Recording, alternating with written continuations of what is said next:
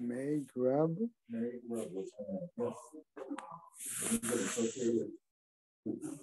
You remember. She grub? Very nice lady. Okay. Man, I'm so green.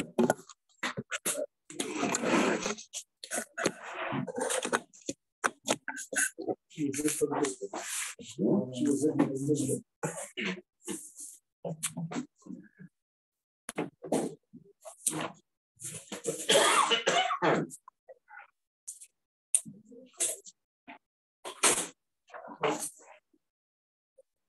Is Sid all right this morning? He wasn't in davening or... Heshi and Sid were both absent. Well, Heshi's away. Heshi went away. What? I think Sid took him to the airport. Bob was there.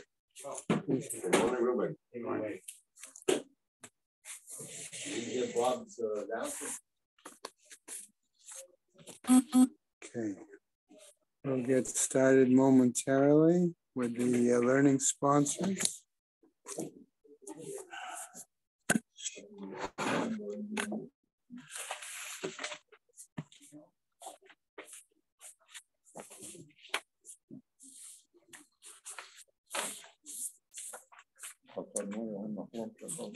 Amen.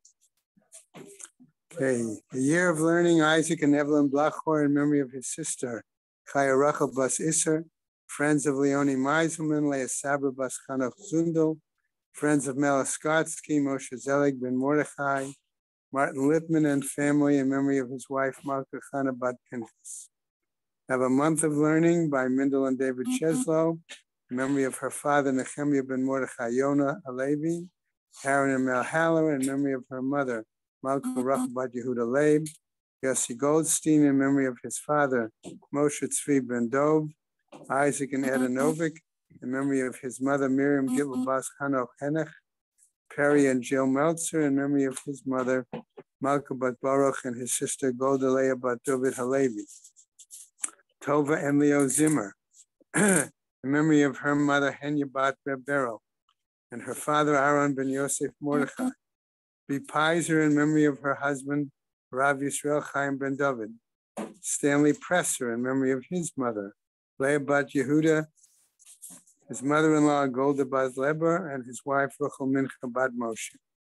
Rabbi Dr. Yankee and Malki Honig in memory of his mother, Rabbanit Hensha Ita Bat Chaim Yehuda. David and Sharon Karpel, Rabbi Tzvi and Robin Karpel in memory of David and Tzvi's father, Zeb Moshe ben Shlomo Yaakov. Carol and Josh Sanborn in memory of her father, Yehoshua Shia ben Moshe Yehuda HaKohen. Sarah Alpert and family in memory of her husband, Harav Tzvi Lipa ben Hillel. A week of learning by Sherry and Moshe Gross in memory of her mother, Miriam Bat Meir. Barbara Gallendauer in memory of her husband, Avram ben Yonatan. Harriet Goldman in memory of her husband, Hillel ben Gershon. David Sabkir, Judy Sabkir Gannon, and Jonathan Sabgir in memory of their father, Aaron Simcha ben Chaim Sadok. Then today, being the 8th of February, we have a day of learning by Saul Goldstein in memory of his father, Yisrael ben Moshe Yehuda, and by Sid Paris in memory of his mother-in-law, Kayla Bat Asher Zelig. May the Shamas have an aliyah, crank Rafi of Dalti Yashir Shamatzliah, and L'chol B'nai Yisrael a good gebench jar. Amen. Okay. All right. So to finish the Inyan that we were dealing with, we're going to have to finish up the top of Tet Zayin Amud Aleph, okay, which is today's daf, and then we'll go to a new parak, right?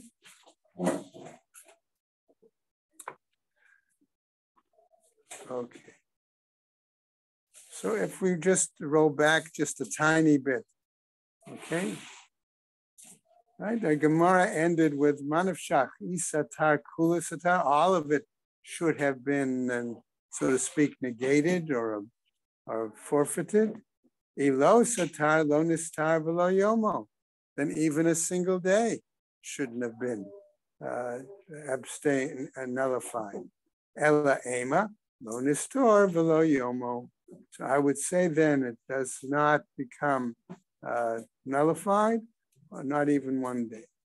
So on the top of Ted Zion, where we're going to start this morning, we're seeing a exchange back again between Rabbi Chia and Rabbi Yochanan.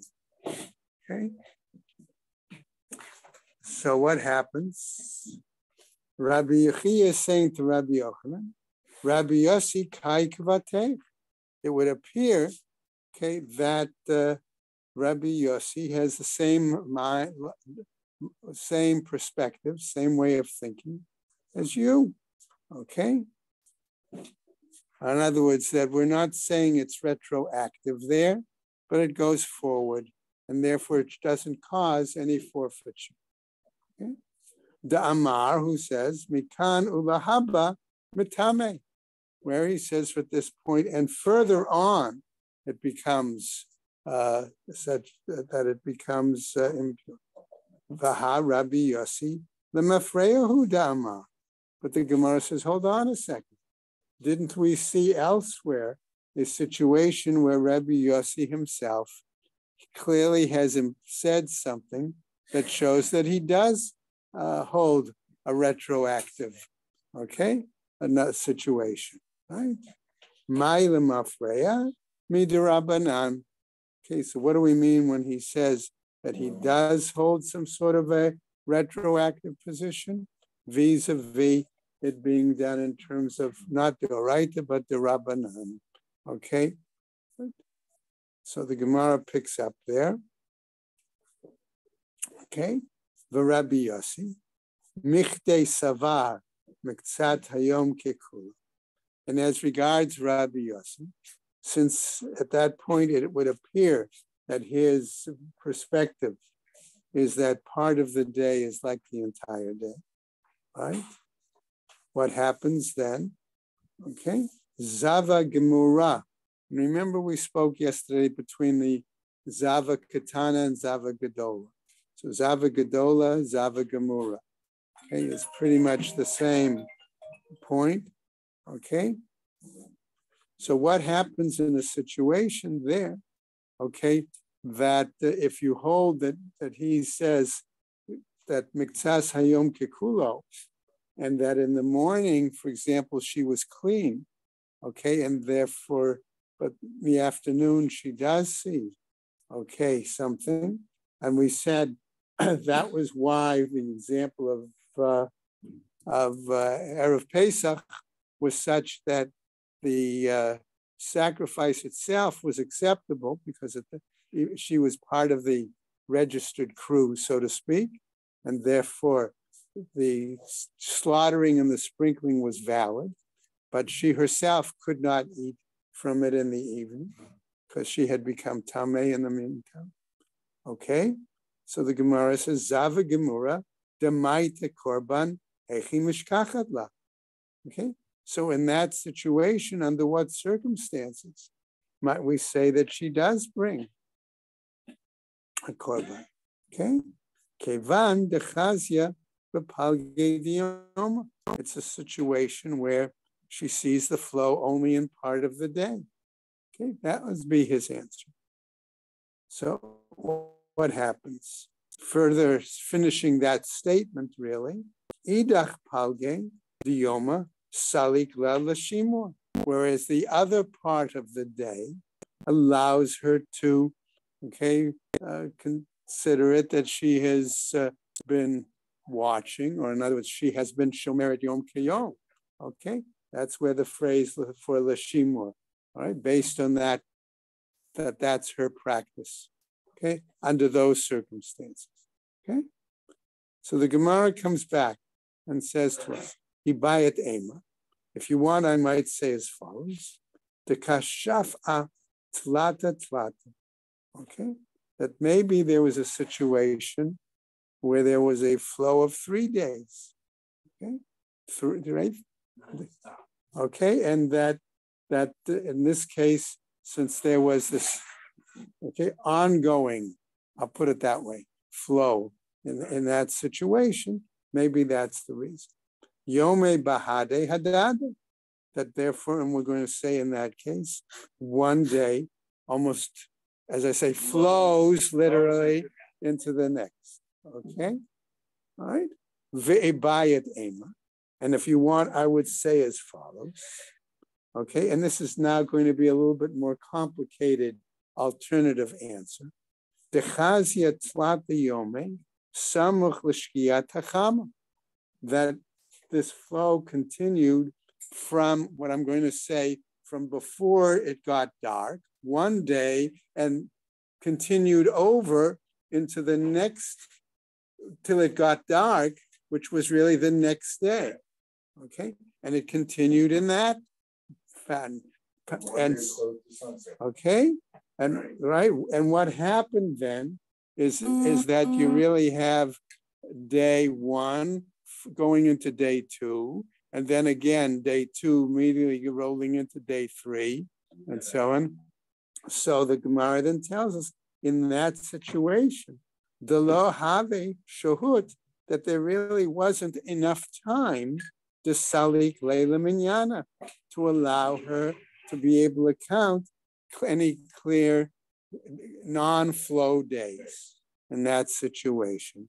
So the Gemara finishes up by telling us then in that case. Now, as a result of that, okay, can we say the Gemara really wanted to present to us a opportunity to understand on what basis Rabbi Yochanan, okay, could hold in our earlier example of Nazirut, where we could argue that he held Miktsas Hayom Kikulo. Okay, we rejected the model of Abba Shaul, which we saw was connected with Avelut, but instead the Gemara has tried to come back and said, no, perhaps Rabbi Yochanan has used an alternative model of Rabbi Yossi, in this case with Shomeret Yom Kiyom, and therefore that would be a valid basis, okay, if theoretically for Rabbi Yochanan to hold his position.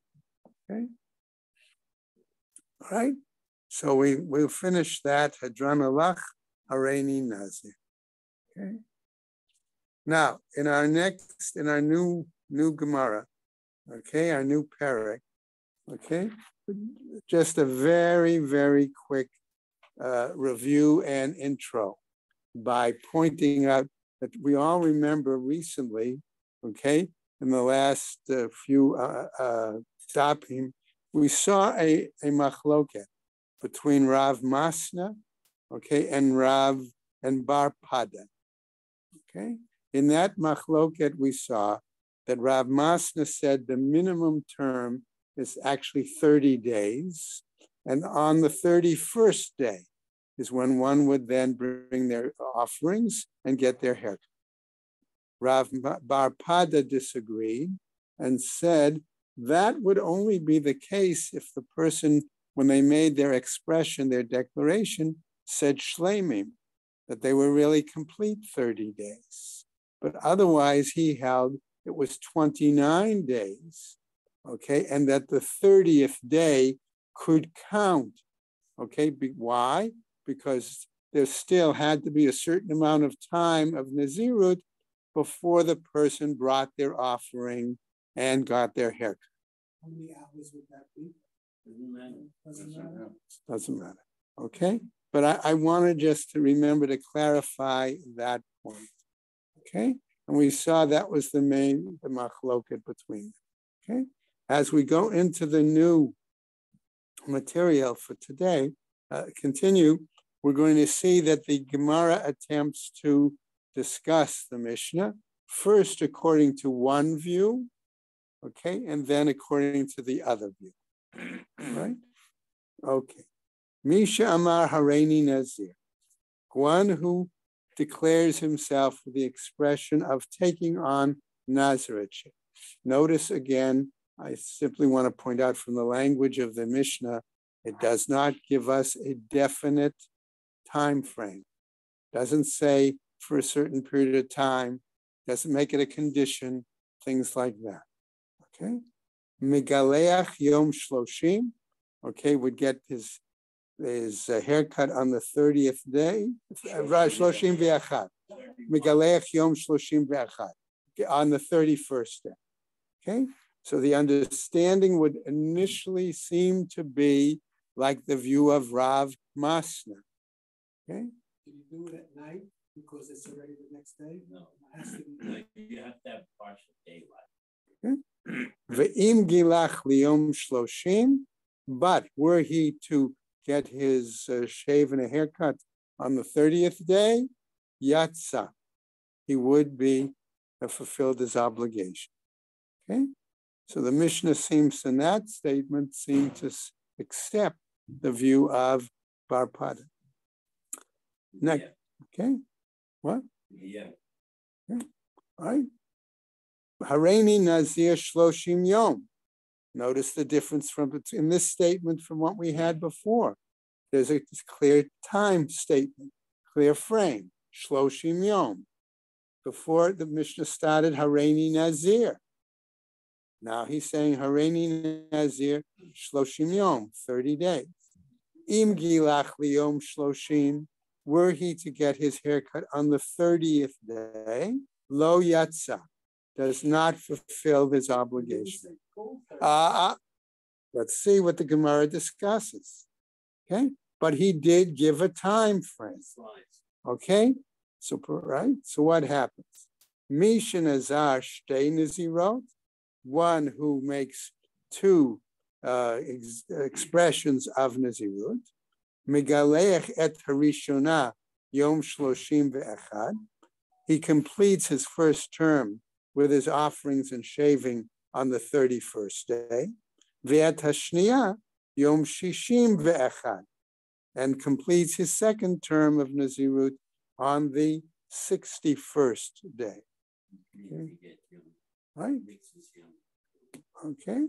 What happens? Well, that could be. Okay. We have to sort of try to infer that would seem to be the case. Okay. Right? Because otherwise it would be day 62. All right. Ve'im gilach et harishona Yom Shloshim. But were he to have his haircut on the 30th day, okay, Megalech et Shniya Yom Shishim, then he would be able to do his haircut for the second term on the 60th day. Okay, so again, just like our initial part of the Mishnah, it reflects initially first Rav Masna's view, then it would appear to accept Bar Pada's view. Okay. Ve'im gilach yom shishim chaser echad, and if, okay, on got a haircut on the 60th day minus one, namely the 59th day, yatsa, he has fulfilled his obligation.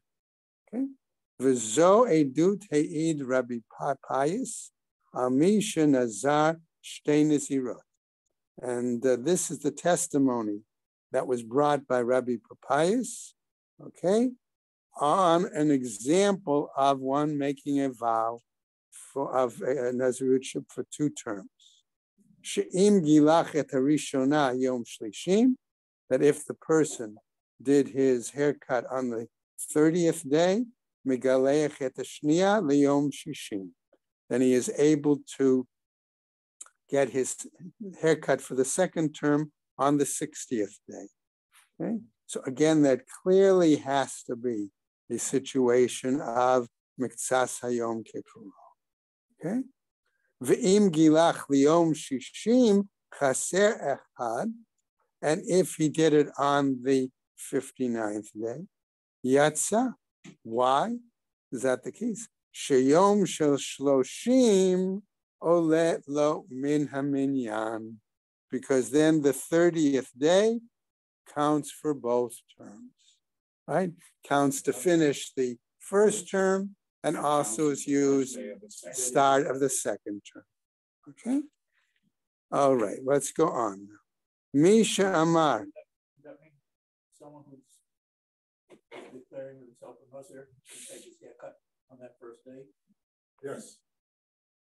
In other words, if we're accepting this concept of Miktzat Hayom Kikulo, he uses that day in two ways, to finish the previous term and to start the new term. No, saying, just like this, he's saying, I'm declaring myself a Nazir.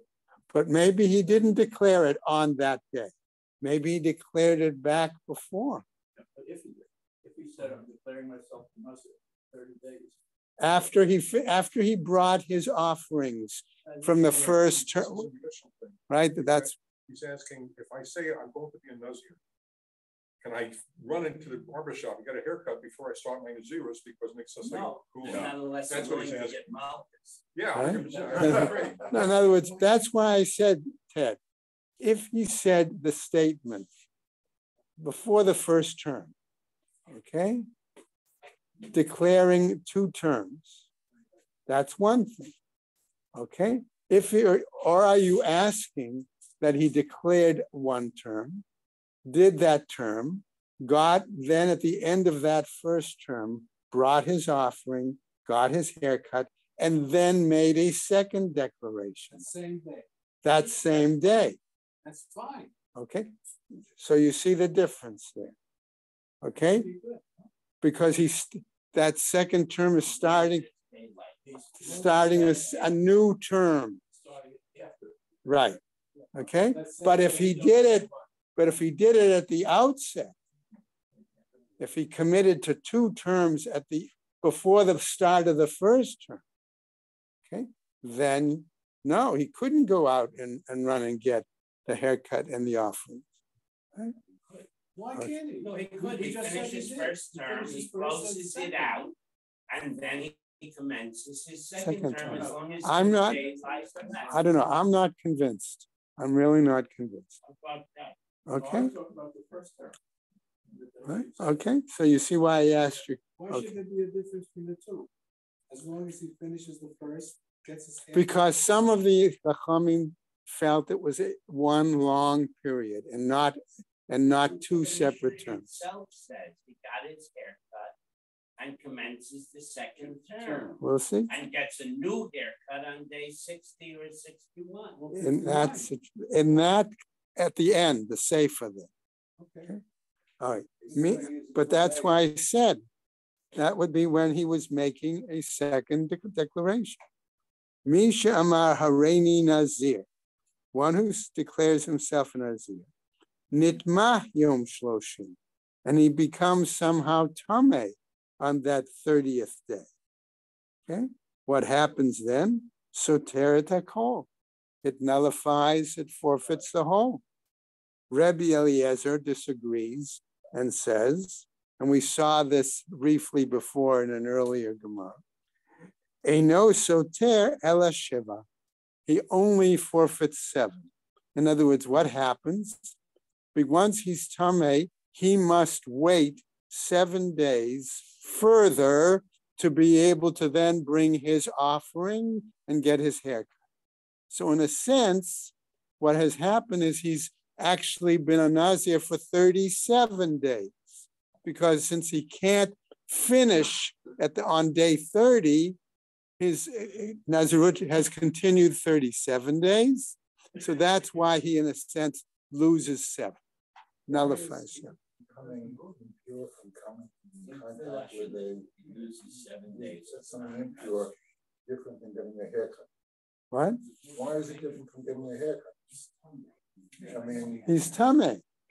but He can't bring an offering into the temple precinct to be able to finish with his offerings. it depends on when it happened. But it happened the 30th day. And what had happened if it happened the 20th day? On the 20th day, if it happened, it came tameh on the 20th day, he would have lost all of the first 20. If he brings his offering and then gets a haircut, that's a Then his Naziris is over. He's allowed to become. But if he brings his offering and then becomes tameh, why is that different? Because he's already finished bringing his offering. Okay, so your point is he finished the 30 days. He brought his offerings. Then on his way to get to the haircut, he gets tummy. What happens then? Okay, then the question comes, based on who you are, which of the sages, do you consider the haircut ma'akevet? Do you consider holding back the completion of the Nazarite?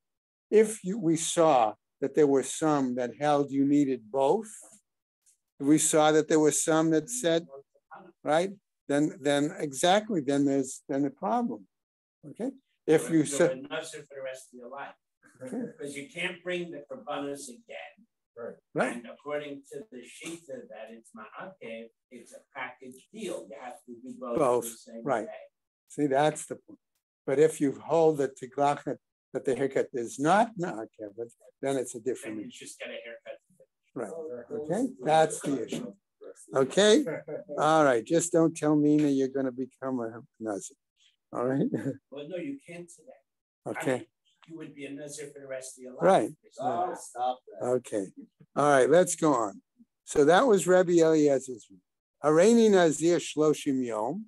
If he says he's going to be a Nazir for 30 days, Nitma Yom Shloshim, and he becomes Tameh on the 30th day.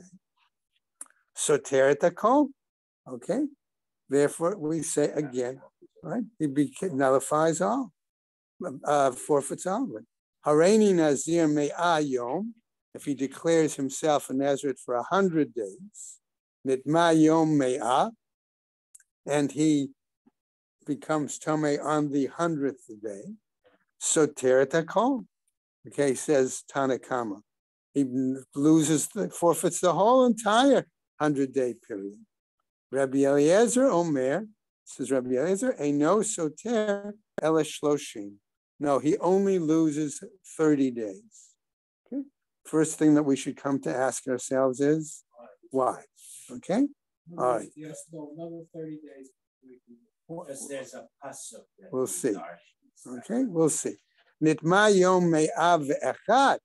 If he were to become Tameh on the 101st day, Soter Shloshim Yom, he forfeits 30 days, Tanakama. Okay. Rabbi Eliezer says, Omer, Eino Soter Ela Shiv'ah, that he only then forfeits 7 days. Day 101. Day 101. But he hasn't done the korban. Okay, he may not have done his korban yet. And so what does he do? Just like before, Rabbi Eliezer would argue, he has to wait the 7 days to get over his tumah, then he can bring his offerings. And in this case, the Tanakama agrees with Rabbi Eliezer with the pasuk that Stam and Naziris is 30 days, so he just has to make up 30 Right. days. Remember, we said that, all right, why did Rabbi Eliezer say he needed, after the 100th day, needed a 30-day? Because he came Tameh, right? Can't bring his offering. But the same time, his minimum Naziris is 30 days. Okay? All right, let's go into the Gemara and we'll move right along. Misha Amar Hareini Nazir v'nitma Yom Shloshim. Notice the Gemara chooses to cite the entire statement. Okay? Soter et hakol. Okay? In that case, Tanakama said he forfeits the entire time. Rabbi Eliezer Omer, Eino Soter Ela Shiva. Notice the Gemara cites the entire piece from the Mishnah. Not usually the case that we find. Okay? Rabbi Eliezer says in that case he only forfeits the 7. As we roll over, why? Kasavar Rabbi Eliezer, because it would appear that Rabbi Eliezer is of the opinion, Ko, right? Achar Melaot. Okay? Namely, what are we saying? That this was done, okay, whether it was done, okay, after but before the offerings took place. After the 30 days in the Right. years. It's after he's finished his official time frame, which Rav Masna said was 30 days, okay? But it's still, the situation was before he brought his offering. Okay, so that's all right. Shiv'a soter. Okay, and here I'm going to question the language, okay, of translating soter as forfeit. Okay, what happens? He's finishing that day, and again, we said he must wait the 7 days before performing his offerings. So we might choose in that situation not to translate the word soter as forfeit, but as deferred. We did that before. Exactly. Okay? Right. Okay, just a reminder. All right? Hareini Nazir Shloshim Yom. Okay? If he says the Nazirship is 30 days, V'nitma Yom Shloshim, and he becomes Tameh on the 30th day, Soter Takol. We say that then would apply that he does forfeit the entire time. And even Barpada would be. Okay? Lo Palig Rabbi Eliezer, the Amar Shlemi, and Rabbi, okay, and there would be no argument by Rabbi Eliezer in that situation were it such that the person said or implied that it was 30 full days, complete days. That implies 30 days. Well, since not saying it means 30 days. Right. By adding the words 30 days, it's as if he really means complete. Is there any penalty if he's so sorry he doesn't want to go on? What? If he forfeits, sure, there's malchus. It's malchus. All right. If he breaks it, he's violated his right. He breaks it, he gets punished. After 30 days, even though he doesn't want to bring the two coupons. What's the reason that if he declared himself a Nazir and observed all 30 days, that he wouldn't want to finish and complete the task by bringing the offerings and getting a haircut? He doesn't have the money. Okay. Let's go further. All right. So he gets malchus. Yeah. You have to do what you have to do. Right. That's malchus. Right. Okay. And he remains in Nazir until he. That's the point. Until right. That's the yes. He didn't finish. Right. Milot means he totally completes his Nazirate. That doesn't just mean 30 days. I don't drink wine. I don't become tamei. I let my hair grow. It means I finish the whole expression by observing that, so to speak, more sacred status of Nazirship, as opposed to thinking that it's a negative status. But I bring it to a conclusion by bringing my offering and getting my hair. Okay? Okay, it's like you're saying, just to give you an example, you get up and say, I'm going to make a donation to the shul of X amount of money and never give in the check. Yeah, Marcus? No, but you don't look very good. Okay? All right. Hareini Nazir me ayom. That declares he'll be in Nazareth for 100 days. V'nitma yom me'ah, and he becomes tamei on the 100th day. Soter takol, according to Tanakam. He forfeits the entire 100-day time. Rabbi Eliezer Omer, says Rabbi Eliezer, Eino soter ele shloshim. He doesn't forfeit, okay, except, in other words, he has to, right? He has to defer to bring his offering 30 days. Why? Because that is the minimum term for Nazirate. V'kula k'dahavinin ba aliba de bar pada. Okay? Okay? V'rav masna. And all of this is based on the earlier discussions that we saw between Rav Masna and Bar Pada, where we said, is it 30, 31, or 29, 30? Okay? All right, let's go on. Right. This is an interesting piece of Gemara. Okay? Mishin Azar v'hu b'veit hakvaro. One takes on their Nazirate vow while they're in a cemetery. Afilu hayasham shloshim yom, even if he were there for 30 days. Okay? All right, what happens? Okay, ein olim lo min haminyan. It doesn't count. The cemetery days, though. Okay. Now, what happens? Ve'eno mevi korban tuma. But he also does not have to bring the special offerings that are associated, that have to be brought when a Nazir has become Tamid. Okay? Now, in this case, what happens? Right? So the Mishnah is going to now tell us, Yatsa v'nichnas. According to one pshat, he went out and entered the same day. According to another pshat, we're talking about from the time leaving the cemetery until he re-enters it. That time period, however long it might be, even if it's not the same day, will count towards his term of Nazirut. Okay? He was in the, when he left, He was in the entire okay. Yom Shlishi. Okay, in other words, I understand, you're both right. Okay, Ruvain wants us to understand, let's say he was in the cemetery till Wednesday, till today. He got up, right, he left the cemetery.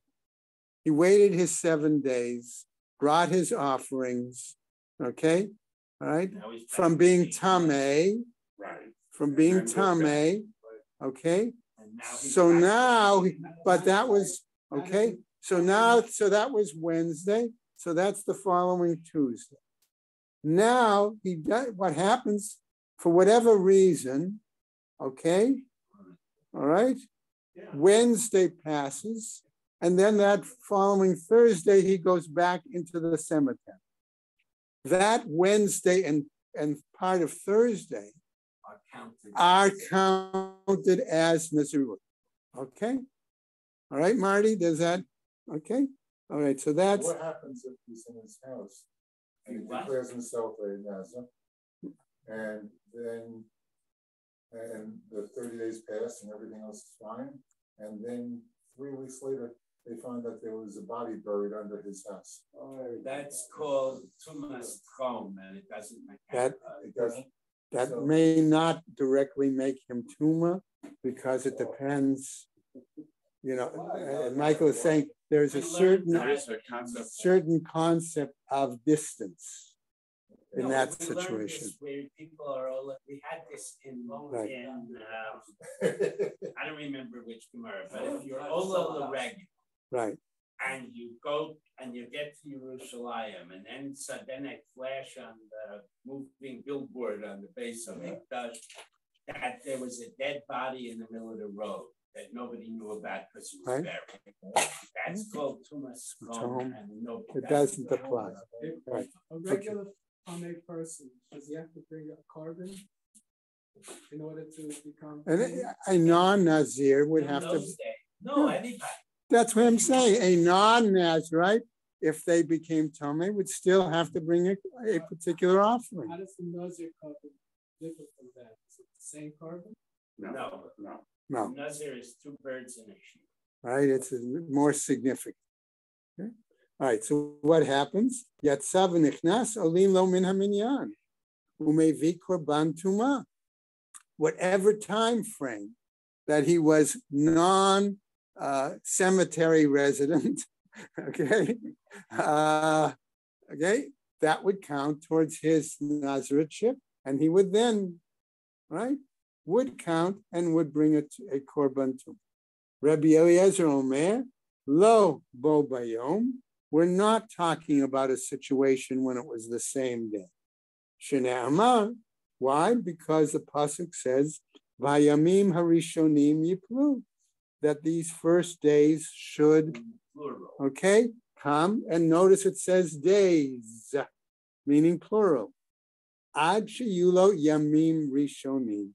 He must have some time period, okay? More than a day. All right, for the Naziritship to, in a sense, really take effect, be counted. Itma, says the Gemara. Now it was said as follows. Mishin azar v'hu b'veit hakvaro, a situation where somebody expressed Nazarethship vow while in the cemetery. Rabbi Yochanan Amar, says Rabbi Yochanan, Nizirut Chala, that the, okay, all right, alav, that the Nizirut actually takes effect on him. Reish Lakish Amar, says Reish Lakish, Ein Nizirut Chala alav, that the Nizirut does not take effect, okay, at that point. Rabbi Yochanan Amar Nizirut Chala alav, Rabbi Yochanan argues that the Nizirut does take effect, savar. Why? Because he's of the opinion, mitla talia v'kaima. Okay, that it is it's pending or it's in abeyance, we might argue. Okay. Kevan de mishkacha tahara chayla, that once he becomes in a state of purity, then the Nazirut takes effect. V'reish Lakish Amar, he says, ein Nizirut chala ala, that the Nizirut expression does not take effect on him. Why? Ihadar v'amar chayla ale v'ilo lo. That okay. That if he goes back, all right, and he says what? Okay. In other words, goes back. What does he go back to? He goes back to stating again his commitment to Nizirut. Okay. Then it would take effect on him. But if he doesn't go back and repeat the statement, I will become a Nazir, okay, then it doesn't. Let's go back, mean after he leaves. He doesn't have to go back to the cemetery. He must go back and state the expression again, the commitment. No, he must repeat his statement. After he leaves the cemetery. After he leaves the cemetery, right. Okay, ATV. I might chat Rabbi Yochanan, L'Reish Lakish. And he challenges him and he says, right, the following.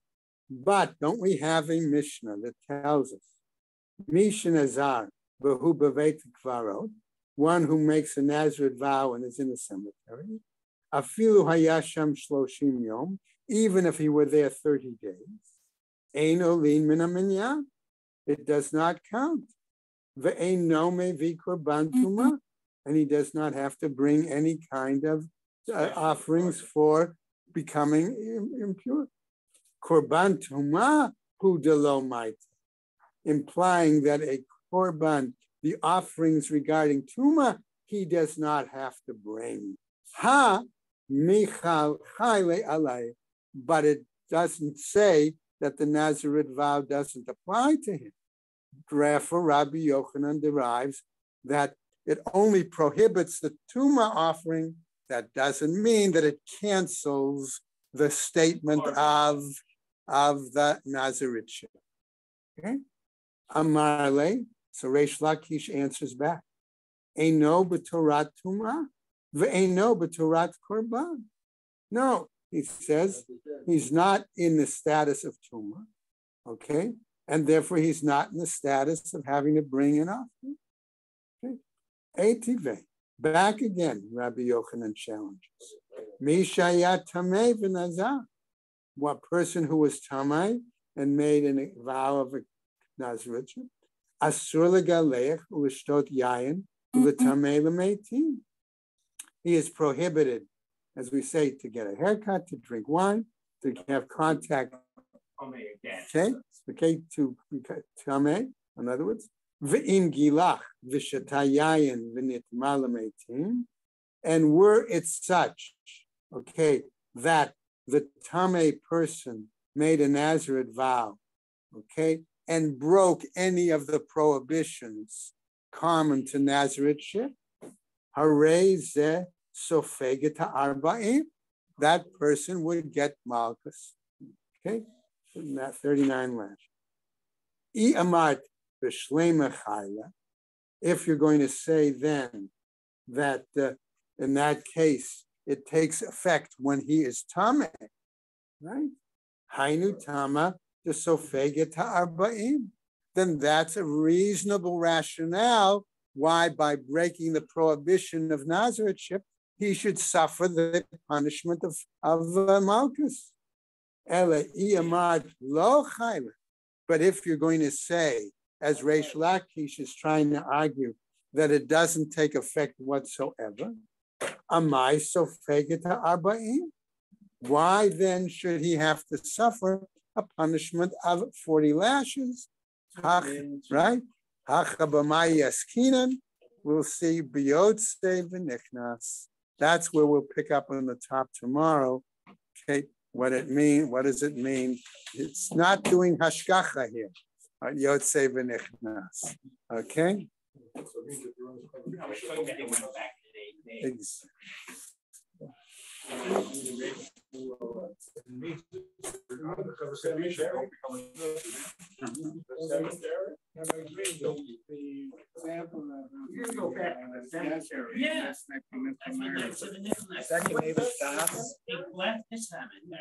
Was that a situation? It could be considered. It could be considered. Right? But he didn't look up, what's his name? We'll see. He didn't say anything about it. What's his name? Yeah. No, we'll see. He's going to finish that example tonight.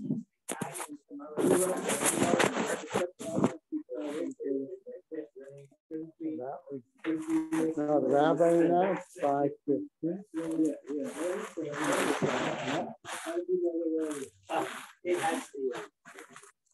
The guy is no limit.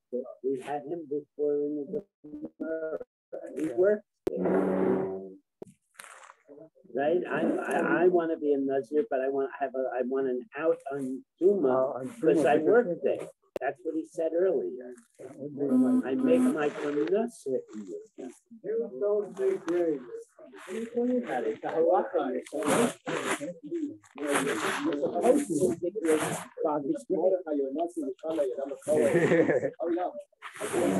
I don't have to fill it.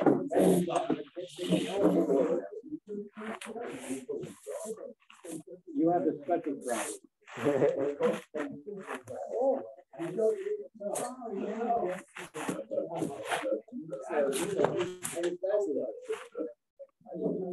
And then you were the next 10 years.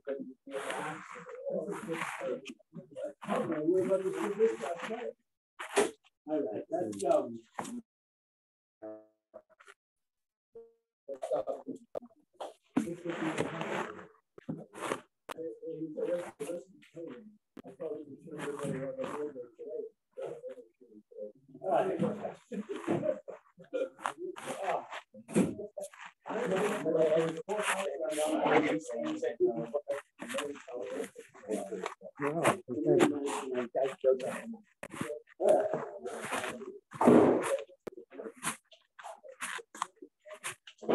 How are you, Henry?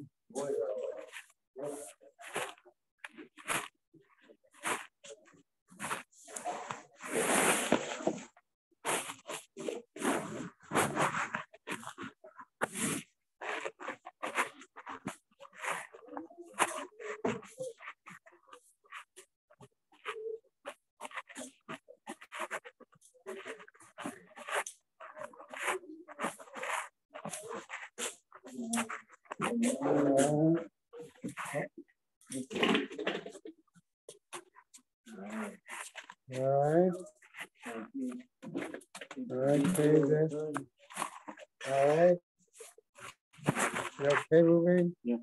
All right.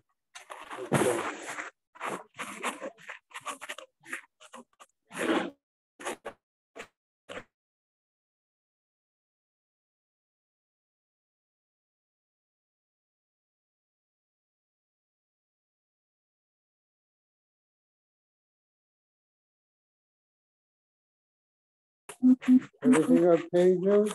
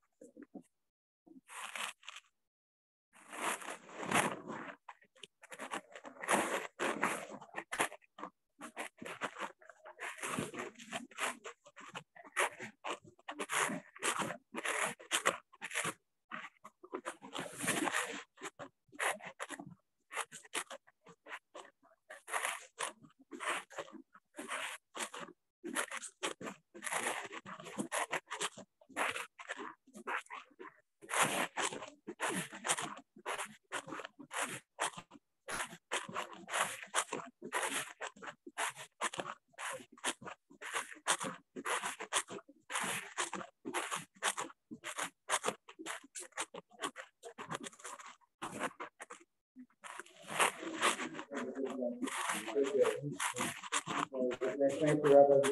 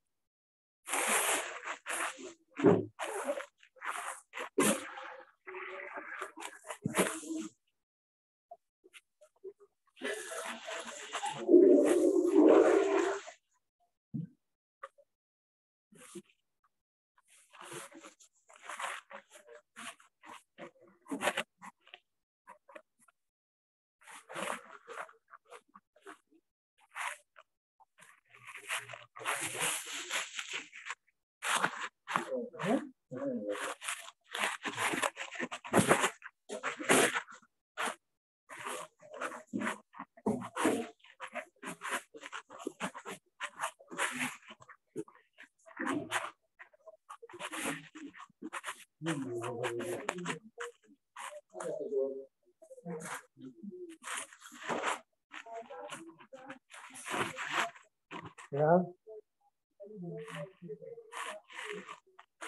Yeah. Good. Great. Very good. Okay.